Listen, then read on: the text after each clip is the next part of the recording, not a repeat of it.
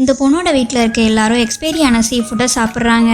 ஆனா இவ அதை பார்த்துட்டு தடுக்காம சிரிச்சுட்டே இருக்கிறா. அது ஏன்னு பாத்தீங்கன்னா கொஞ்ச நாள் முன்னாடி இந்த பொண்ணோட ஹஸ்பண்ட் சீ ஃபுட் வாங்கிட்டு வந்ததை பார்த்த இவ ஆசையா சமைக்கிறதுக்காக எடுக்கிறா.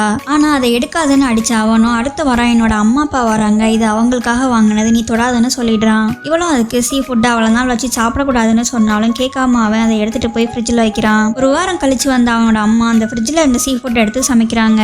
இந்த பொண்ணும் அது கெட்டு போயிட்டு சமைக்காதீங்கன்னு சொன்னாலும் கேட்காததால அதை எடுத்துட்டு போய் குப்பையில போட்டுடுறா.